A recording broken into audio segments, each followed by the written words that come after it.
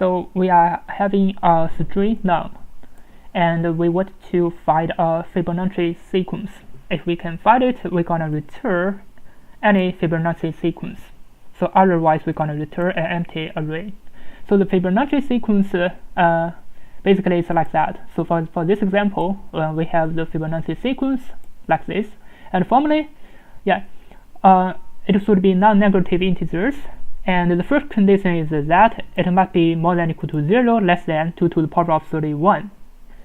So it should be fits in a 32-bit side integer type, and the length should be more than or equal to 3, and it needs to meet the Fibonacci formula.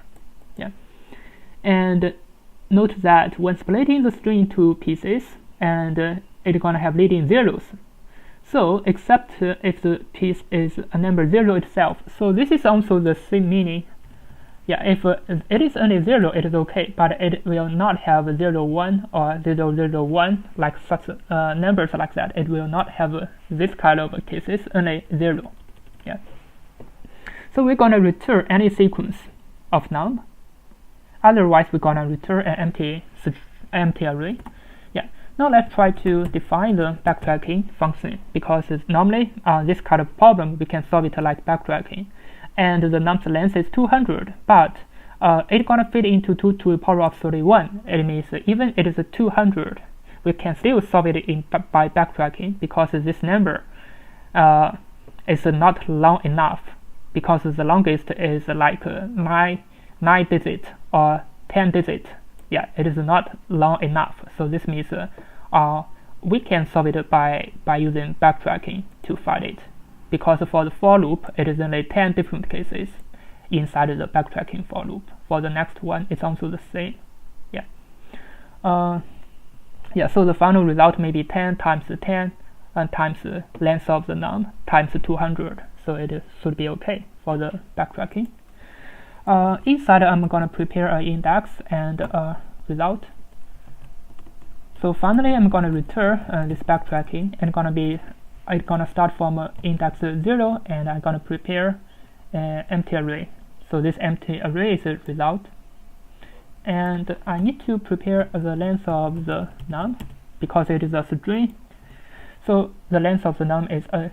So I'm gonna check if this I equal to n. I need to return the length of the result should be more than or equal to 3. And then I'm going to prepare a current number, because I want to check this number. So I'm going to use a for loop. So for j, increase I to n. First of all, I'm going to check the leading zeros. So of j more than I and num I equal to 0. This means it has a leading 0. So if it has a leading 0, I'm going to break it. And also I need to check this current number. So if it is more than and equal to 2 times 2 to the power of 31, I'm gonna break it. Because the number is just less than 2 to the power of 31. It cannot be more than that, so I'm gonna break it. If everything's okay, I can calculate the current. So the current should equal to current times 10 plus the odd of nums. So my current number is nums j minus odd 0. So for this problem, I can use the odd to calculate, because this number is not long enough. I don't need to check the overflow if this number is too big, because this number gonna fit into 2 to the power of 31. It should be okay. Now I need to check the current. So if I need to check the result. So if this result is less than 2, or if it is more than or equal than 2, and the current should equal to result minus 2 plus result minus 1. So here is minus 1. So if it meets the conditions, basically I can put it inside the result. I can put the current number inside my result array, because it will build a Fibonacci sequence, and I will check the backtracking. So if the backtracking from j plus 1 to the next number, and the result array. So if I meet the condition of backtracking, basically I gonna return this result.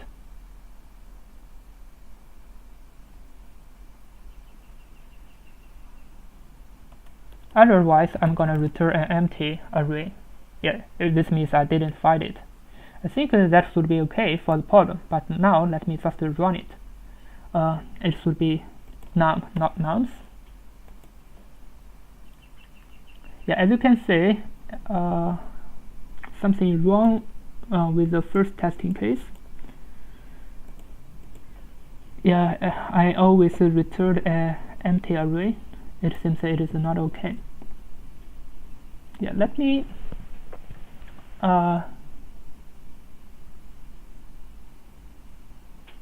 I need to pop out I need to pop out the current number because I cannot stop it immediately.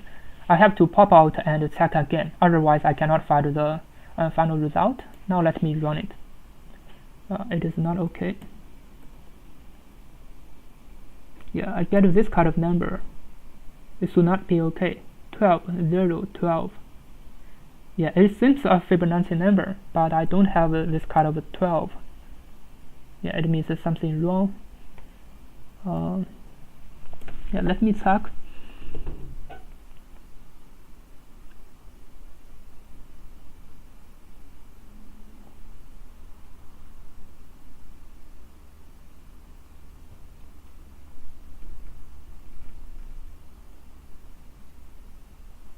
So this is my current. If I meet the conditions, basically I want to put it inside the result and check backtracking. Yeah, let me prepare the backtracking like this. So I'm gonna prepare a result equal to an empty array, and I'm gonna run the backtracking, and finally I'm gonna return the result. Yeah. So I don't need to have this result. And for backtracking, I only need to use index I, and if this result more than equal to, I need to check it more than and equal to 3, and for here, the result should append this current. So if it is backtracking, so I'm gonna return a true, otherwise I'm gonna return a false. Yeah, so I don't need to use this empty array.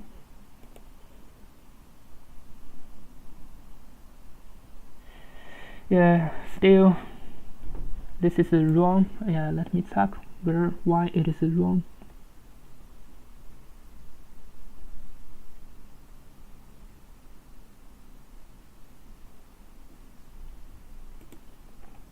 I equal to 0, current tree should equal to I to n in range. Break if it is more than, so my current number would be equal to odd j minus. Yeah, here is something wrong. I cannot use the plus equal, so my current number should equal to current times 10 and plus this number. Now let me run it. It should be okay. Now as you can see, it passed all the testing cases. Now let me submit it to check if it works.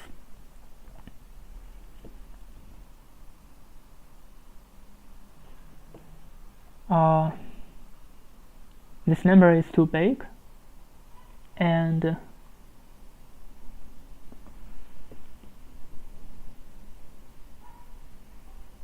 yeah, maybe this number is too big.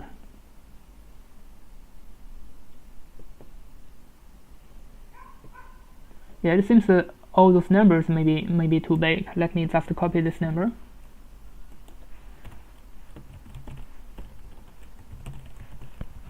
This number is more than 10 to the power of 2 to the power of 31. I just want to check if I get a number that is too big. Let me use this testing case, and yeah, just to check if that number is too big. I got a true. It means I got a result. The number is too big. Yeah, this means something wrong with my check. If this number is too big.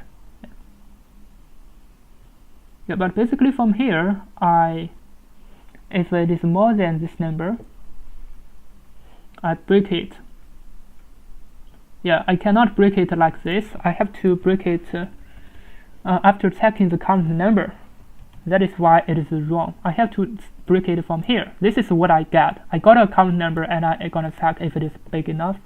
Now let me run it. Yeah, as you can see, the big number also works. Now let me submit it to check. Yeah, as you can see, it passed the testing cases and it's pretty fast. And you can also try to trimming a little bit. So if the length of the result is more than and equal to 2, and current is more than result minus 2 plus result minus 1. So in this case, you can break it immediately. So this is because if this result is more than equal to 2, this means it cannot build a Fibonacci number, and the next number after the current would be big enough. It would be bigger. So definitely it's gonna be true. Definitely we cannot build the Fibonacci sequence, so we're gonna break it immediately. We're gonna stop the backtracking. Yeah. As you can see, it also works and it's pretty fast. Thank you for watching. See you next time.